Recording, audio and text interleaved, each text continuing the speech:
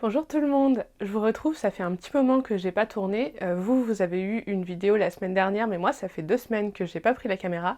Et pour cause, j'étais en France. Si je vous dis ça, c'est parce que ça explique la vidéo d'aujourd'hui. Aujourd'hui, je vous fais mon book haul du retour en France. On a passé une semaine là-bas pour voir des amis et de la famille, et surtout pour un mariage. Et malheureusement, ça n'a pas empêché que je passe en librairie. Vous allez le voir, c'est vraiment un très très gros craquage. Je crois qu'on a une vingtaine de livres sur une semaine, c'est énorme. Pour ma défense, et encore que ça va pas défendre grand chose, j'ai eu quelques cadeaux de ma maman et également quelques prêts, mais sur les achats, on est quand même à 12 ou 13 bouquins, c'est gigantesque. Pour tout vous dire, je crois que je vais me mettre en no-buy pendant au moins un mois, parce que là, pour dégommer tout ça, déjà, il va falloir un bon moment, sachant que j'avais une pile très ambitieuse sur le Pumpkin Autumn Challenge. Ça, va falloir que je l'intercale dans ma palle pour le challenge, ou alors que je le cale aussi pas mal dans le Cold Winter Challenge. Mais donc, vu qu'il y a beaucoup de livres à présenter, on va pas trop traîner et on va commencer tout de suite. Alors, on va commencer tout d'abord par les romans et ensuite on finira par les graphiques. Pour commencer, je vous présente 3 romans ensemble, comme ça ira plus vite, c'est pas plus mal. Il s'agit de 3 Franck Tillier que ma maman m'a prêté. Nous avons Rêver, qui est un standalone qui ne fait pas partie de la saga Charcot et Nebel. Ensuite, Pandemia, qui lui par contre fait partie de la saga Charcot et Nebel et qui me manquait pour pouvoir avancer dans la saga, parce que dans ma pile à lire, j'ai encore, et celui-là venait juste avant. Le titre forcément fait écho à la situation actuelle, j'espère que ce sera pas trop compliqué de le lire, mais enfin il faut ce qu'il faut pour avancer dans cette saga, et je suis très contente de retrouver nos héros. Et enfin, nous avons 1991, qui est le dernier paru, qui est sorti cette année, et qui revient sur les origines de Charcot et ses débuts en tant que policier. J'ai très très hâte de lire ces 3 romans. Ce sont malgré tout chacun des bonnes petites pavasses. J'espère pouvoir en lire au moins 1 ou 2 pour les ramener à ma mère en décembre, parce que s'il faut que j'attende je sais pas combien de temps pour pouvoir lui rendre et que ça reste dans ma bibliothèque, on va pas s'en sortir. Mais je suis très très contente de les avoir. Donc un merci à ma maman pour me les avoir prêtés. Alors, on reste dans les livres que pour le coup ma maman m'a offert. On n'est plus dans les prêts, on est dans ce qu'elle m'a offert. Nous avons Le tourbillon de la vie de Aurélie Vallogne. Aurélie Vallogne, j'ai lu 2 de ses livres. J'ai lu les 2 premiers, il me semble, Mémé dans les orties et En voiture Simone. Il me semble que ce sont ces 2-là que j'ai lus. Je ne savais même pas qu'elle en avait sorti un cette année, pour tout vous dire, mais j'aime beaucoup les lire l'été en général. Pour moi, c'est des petits romans de plage, ou alors quand je prenais le train en vacances, que j'avais plusieurs TGV à faire, je lisais ça. Pour tout vous dire, là, c'est clairement pas la saison, en tout cas pour moi, donc ça va attendre le printemps, surtout avec cette très jolie couverture avec des fleurs de cerisier. Mais je serai contente, je pense, de lire ça au printemps ou au début de l'été prochain. C'est toujours un bon moment, c'est jamais des coups de cœur, mais j'aime beaucoup son écriture, j'aime beaucoup son humour, et surtout j'adore ses personnages. Donc je suis très contente de pouvoir le lire, en 2022. Ensuite, j'avais fait, avant de partir en France, une petite wishlist à ma maman en lui donnant quelques romans que je serais contente d'avoir, parce que j'étais pas sûre d'avoir trop le temps d'aller en librairie. Comme je vous l'ai dit, et comme vous allez le voir plus tard, j'ai eu le temps d'aller en librairie, mais il n'en reste pas moins qu'elle avait quand même eu la gentillesse de m'en acheter 2 en avance. Le premier, je suis très contente qu'elle me l'ait offert, parce que je savais pas si j'allais pouvoir le trouver n'importe où. Il s'agit du Sang de la Cité, Capitale du Sud, le tome 1 de Guillaume Chamanadjian. On en entend énormément parler de ce livre actuellement. Pour tout vous dire, je sais même plus de quoi il est question réellement, parce que vu qu'on entend beaucoup parler, j'essaye d'éviter de savoir trop de quoi parle l'histoire. Je sais juste qu'on est sur 2 trilogies qui sont écrites par un couple d'auteurs et qui vont avancer un peu de manière parallèle. J'imagine qu'il va être question d'une cité, c'est ça, une mégalopole surpeuplée constituée de multiples duchés. Enfin, je sais qu'on est dans de la littérature de l'imaginaire, mais je sais pas dans quel type de littérature de l'imaginaire.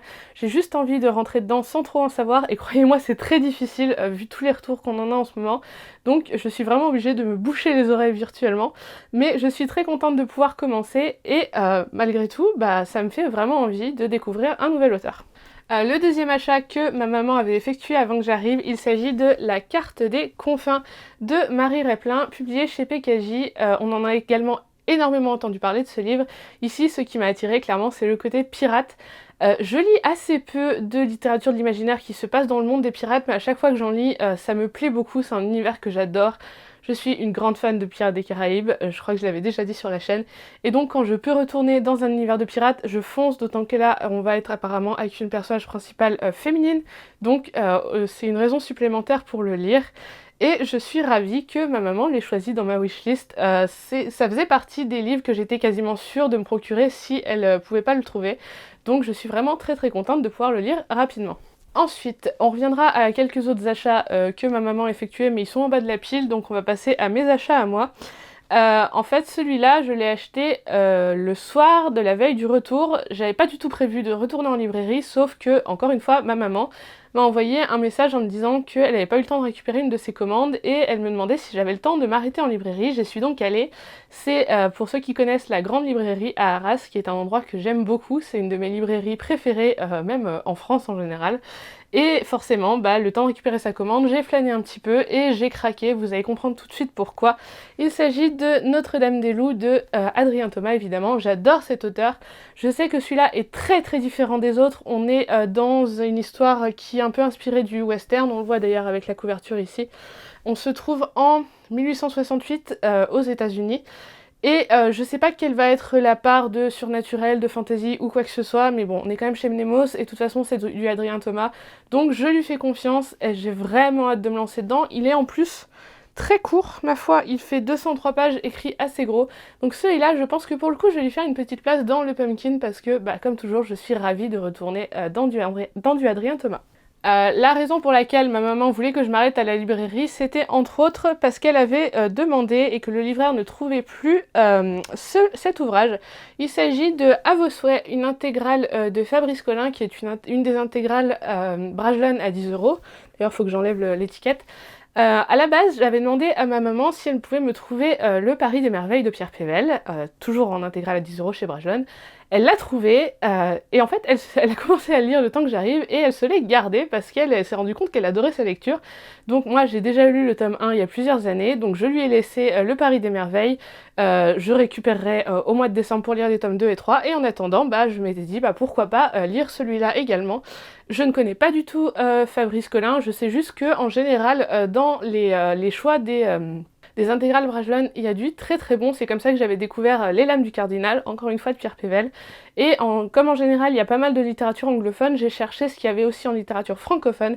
Il y avait celui-là qui me tentait bien, donc voilà. Je sais pas du tout si on est dans du fantastique ou de la fantasy. Je veux pas vraiment savoir, la couverture est assez marrante ma foi. Si vous l'avez lu, n'hésitez pas à me dire ce que vous en avez pensé. N'hésitez pas à me donner des conseils concernant cet auteur ou cet ouvrage. Ensuite, quand je me suis arrêtée à Grenoble, malheureusement je n'avais pas beaucoup de temps, j'ai juste eu le temps de manger, de faire quelques emplettes et un micro-tour en librairie. Je suis passée dans une de mes librairies chouchou quand je suis là-bas, c'est Des Citres. Des Citres, c'est une chaîne de librairie qui existe à Lyon notamment, mais on en a une à Grenoble que j'aime beaucoup, que j'aime énormément. J'ai pas eu le temps malheureusement d'aller dans les magasins d'occasion, donc je me suis concentrée sur Des Citres et j'ai pris entre autres La Nuit du Faune de Romain Lucazzo qui est publié chez Albin Michel Imaginaire. Je l'ai vu passer plusieurs fois sur les réseaux. Comme beaucoup de romans d'Albin Michel Imaginaire, à chaque fois, il fait son petit effet et on comprend pourquoi avec ses très très belles couvertures. Même si ses romans ne sont pas donnés, ils sont vraiment très beaux, le travail éditorial est canon. Et moi, ce qui m'a attirée, clairement, c'est l'idée d'un faune. Moi, ça me suffit, je suis une accro de mythologie en général, ça vous commencez à le savoir à mon avis. Et le faune est une créature qui, en général, pas forcément me fascine, mais m'interpelle, et donc trouver un roman qui soit centré autour de l'apparition d'un faune, oui c'est ça, et ça me tentait bien. Et puis je me dis, comme ça, ce sera l'occasion de découvrir la plume de Romain Lucazzo, donc je suis très contente. Alors, deuxième achat d'un auteur que j'adore, vous avez vu le premier tout à l'heure, il s'agit de Les Dossiers du voile de Adrien Thomas. Ça fait 1 an que ce livre est dans mon panier depuis sa sortie et dans ma wishlist déjà, mais aussi dans mon panier, et qu'à chaque fois j'hésite à passer commande ne serait-ce que pour lui, c'est-à-dire à payer les frais de port exorbitants et à attendre parfois plusieurs jours pour qu'il soit, voire plusieurs semaines pour qu'il soit livré au Royaume-Uni. Mais j'avais résisté, je n'avais pas craqué, et donc là forcément c'est le tout premier que j'ai pris chez Des Citres. J'ai foncé au rayon jeunesse Young Adult pour le trouver. Je suis ravie, il me fait très envie. Je pense que je vais le lire cet automne, celui-là également. On est donc sur un roman qui traite d'enquête sur des créatures ou avec des affaires surnaturelles dans Paris. Et c'est la plume d'Adrien Thomas. On est sur un cran au-dessus en termes d'âge par rapport à Engrenage et Sortilèges, mais on n'est pas tout à fait dans l'adulte. C'est pour ça que j'avais envie de le découvrir en Young Adult, parce que j'avais encore jamais rien lu de lui dans cette tranche d'âge. Donc je suis très contente, et ne serait-ce que l'objet livre est absolument canon. Celui-là, je pense que c'est un de ceux qui me font le plus envie et qui sera lu le plus rapidement. Un autre qui traîne dans ma wishlist et dans mon panier depuis sa sortie, il s'agit d'Or et d'Oreiller de Flore Vesco. Je vous ai déjà parlé de mon amour pour la maison d'édition École des loisirs. Je leur fais confiance quasi les yeux fermés, et ce depuis que j'ai, je sais pas, 6 ou 7 ans, c'est pour vous dire.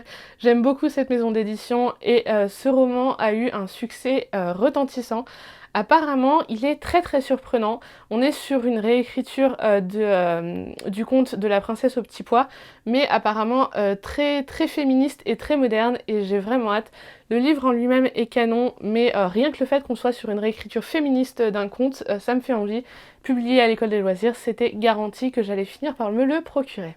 Une autre parution de l'École des loisirs, Bpocalypse de Ariel Holzel.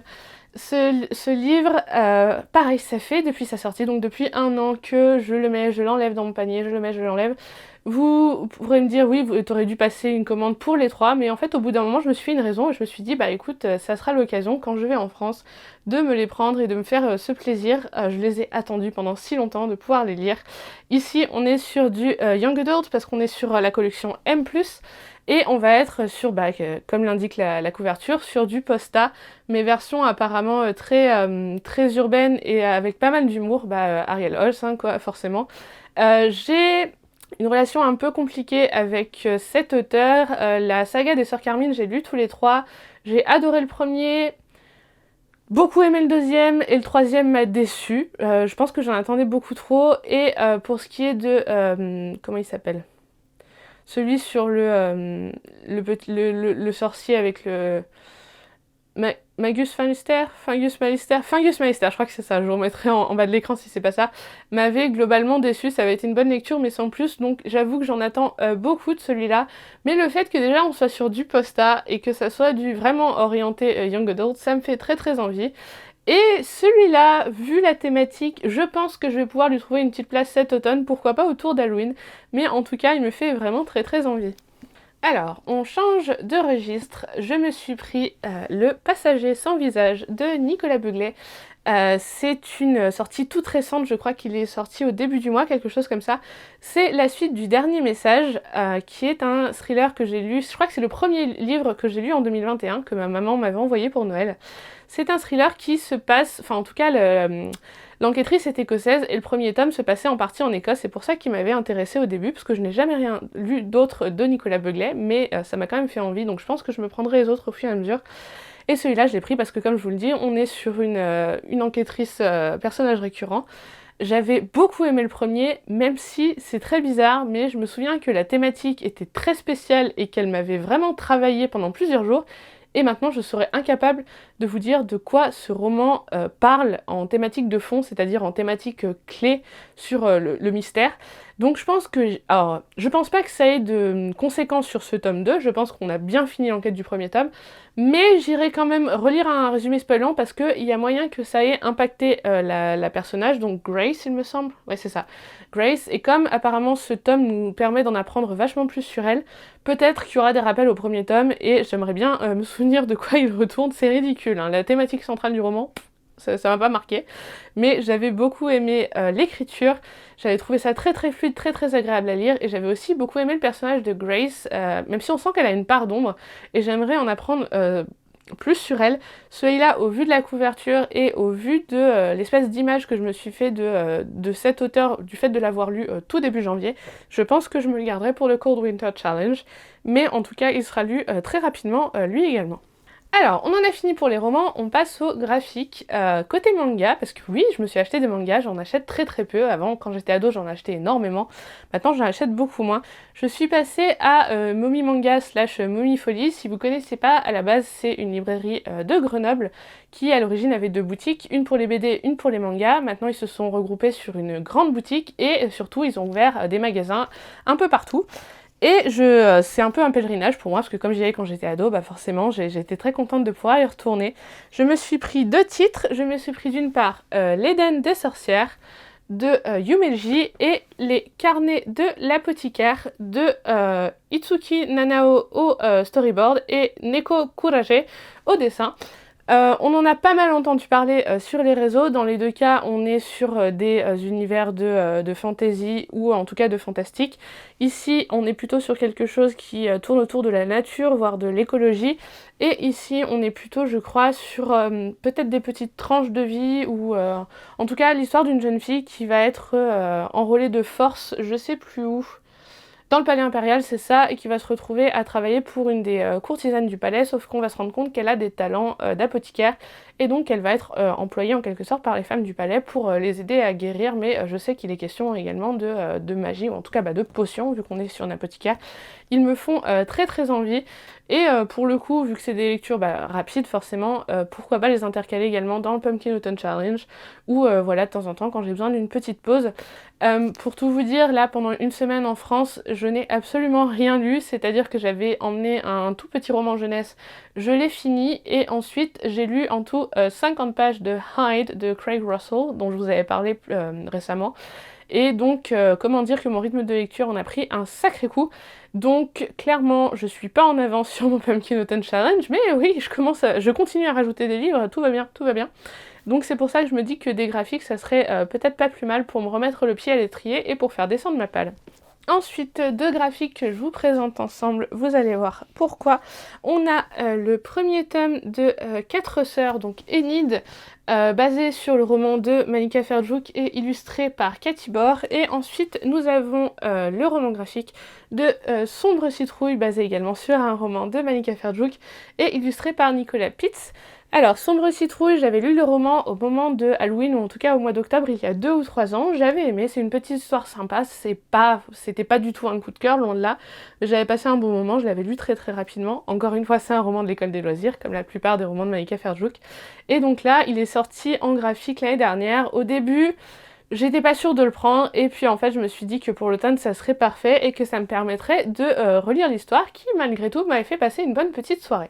Concernant 4 sœurs, il me semble que j'avais lu au moins le premier, si ce n'est les 2 premiers romans quand j'étais toute jeune, mais je suis pas sûre du tout, je me souviens globalement de l'histoire, on va donc suivre 4 sœurs forcément.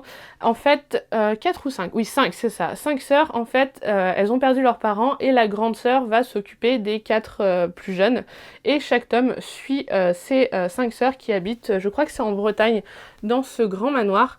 La première qu'on suit, c'est Enid, donc la plus jeune. Si je me souviens, c'était très cosy, très doudou, plein d'émotions quand même, parce que forcément il va être question de deuil entre autres, mais pour l'automne, ne serait-ce qu'avec ses couleurs, je trouve ça vraiment très très chouette, je suis très contente de l'avoir, et ça pour le coup, c'est ma maman qui me l'avait fait commander, donc c'est encore un cadeau de sa part, je suis très contente de pouvoir le lire très bientôt. On arrive à la fin, promis. Un titre dont je vous avais parlé un peu indirectement dans ma vidéo concernant les sorties des graphiques qui m'intéressaient pour la fin d'année. Je vous avais parlé de la sortie du tome 4, je n'avais pas encore lu le tome 3 vu qu'il était sorti l'année dernière, et bien c'est chose faite, je me le suis procuré. Je me suis acheté le tome 3 de Sorceline au cœur de mes origines. Effectivement, c'est ça dont je me souvenais. À la fin du 2, on a un petit cliffhanger, on se rend compte que Sorceline n'est peut-être pas celle qu'on croit qu'elle est. On ne sait pas si, je me souviens plus s'il est question peut-être de parents magiques ou si elle est peut-être mi-humaine, mi-autre chose, j'en sais rien du tout. Mais je suis très contente de pouvoir retourner dans cet univers, j'adore Sorceline, j'adore surtout l'univers graphique, c'est très doux et à la fois un peu, alors pas creepy du tout, mais très très onirique, très original, j'adore cette saga. Et pour l'automne, encore une fois, comme quoi, hein, y a vraiment un thème dans mes lectures, je vais faire que lire cet automne, ça va être une catastrophe, je pense qu'il faut que je m'emmure dans ma chambre et que je n'en sorte plus avant le 30 novembre, mais je suis très très contente de pouvoir retourner dans cet univers, rien que de le voir là, j'ai qu'une envie, c'est de me plonger dedans. On reste sur les BD dont je vous avais parlé, et bah d'ailleurs c'est le cas pour toutes les BD qui me restent à vous présenter. Ce sont toutes des BD dont je vous avais parlé dans ma vidéo dédiée aux sorties graphiques. Celle-là, j'étais très contente de la trouver parce que je pensais que je n'aurais pas le temps de l'acheter parce qu'elle sortait le jour de mon retour. Et alors je sais pas si moi je m'étais trompée dans les informations, ce qui est le plus probable, ou si sa sortie était avancée. Toujours est-il que j'ai trouvé le tome 2 de Dans la tête de Sherlock Holmes. On est ici sur l'affaire du ticket scandaleux. Si vous vous souvenez, ce sont ces magnifiques BD qui s'ouvrent comme ça. Voilà. Et où on suit en fait une enquête de Sherlock, mais en étant littéralement dans sa tête, c'est-à-dire en suivant en quelque sorte son raisonnement. J'adore le style graphique, j'avais beaucoup aimé l'histoire du tome 1, et je suis très contente de pouvoir lire ce tome 2. La plupart de ces BD, je vais me dépêcher de les lire, parce que, comme je vous l'ai dit, je rentre en France en décembre pour Noël, et ça c'est des BD que je sais que ma mère voudra lire, donc je vais me dépêcher de les lire pour pouvoir lui prêter. Et on finit avec 2 BD qui sont encore et toujours des cadeaux de ma maman. Oui, j'ai été très gâtée, on peut même dire pourri gâtée, j'en ai bien conscience. J'ai beaucoup de chance d'avoir une maman qui partage ma passion pour les livres. Ça m'arrange bien, vous me direz. Elle m'a offert Gattaca, l'adaptation en BD. Donc c'est l'adaptation évidemment du roman de Tillier, qui est le 2e roman de la saga commune Charcot et Nebel, qui a été adapté en BD par Rimberg et Brailly. Je vous en reparle très rapidement parce que j'en avais parlé très récemment. Dans Gattaca, on suit une enquête de Charcot et Nebel qui a pour origine un crime très violent qui va être commis dans un centre animalier, je ne vous dis que ça. Et en fait, cette enquête va nous amener à nous questionner sur nos origines, sur ce qu'il peut y avoir dans notre ADN et sur nos liens ou sur l'influence que peuvent avoir nos ancêtres très lointains. Je ne dirais que ça. J'ai à la fois hâte et un peu peur de lire la BD, je sais pas... Enfin, déjà la couverture laisse pressentir un style assez sombre, assez noir, assez dur. De toute façon, les romans le sont, mais je sais pas jusqu'à quel point ça va être graphique, littéralement. Mais j'ai quand même très hâte de me le lire. Ça, pareil, je vais le lire rapidement pour pouvoir le ramener à ma mère, et je sais également que ça pourra plaire à mon beau-père. Donc je suis ravie de le lire, même si, ouais, je vous le dis, j'ai une petite appréhension quand même. Et on en arrive au dernier livre de ce book haul. Je vous avais dit que dans ma vidéo dédiée aux sorties graphiques, je vous avais dit que le tome 5 me faisait de l'œil, mais que j'étais pas encore en jour dans la saga et que donc je me prendrais pas le tome 5. En fait, ma maman, elle, est à jour dans la saga et mon beau-père également, donc elle a acheté le tome 5 et elle m'a dit bah tiens, je te l'offre. Sauf que je lui ai dit mais je l'ai pas encore lu, enfin je suis pas à jour. Donc je lui ai dit gardez-le, vous le lisez, et moi en attendant je vous emprunte le tome 3. Il s'agit donc du tome 3 de la Brigade des Cauchemars par Franck Tillier, Guillaume Dumont et Drac. On est sur le tome dédié à Esteban. Souvenez-vous, je vous en avais parlé rapidement, on est sur, comme son nom l'indique, la Brigade des Cauchemars, c'est-à-dire un groupe d'ados qui ont intégré un groupe de recherche scientifique, et leur rôle c'est de rentrer dans les cauchemars d'autres ados pour les aider à comprendre un peu ce qui se passe et à résoudre les problèmes à l'origine de ces cauchemars en quelque sorte, mais aussi un aspect enquête. Je me souviens pas complètement du tome 2, j'irai peut-être me chercher un résumé spoilant, mais sachez que c'est une série jeunesse, hein. Enfin en tout cas young adult, c'est pas du tout réservé aux adultes. C'est très chouette, c'est un style un peu particulier, mais j'aime beaucoup quand même. Je vais vous montrer une ou deux planches en essayant de pas m'auto-spoiler. C'est un style qui, j'en conviens, ne plaira pas à tout le monde, mais c'est très sympa, et pour de la jeunesse, ouais, c'est quand même un petit peu sombre. C'est pas pour les tout jeunes, mais si vous avez des ados qui aiment bien les enquêtes ou qui aiment... alors, on n'est pas autant dans le surnaturel, loin de là, on est plutôt dans le scientifique, mais ça a un peu des vibes de Stranger Things. Donc si vous avez des ados qui aiment ça et qui ont envie de ce petit côté ado qui mène des enquêtes dans un contexte un peu creepy, un peu étrange, c'est très chouette. Et encore une fois, je me répète, mais pour la période d'Halloween, ça c'est parfait.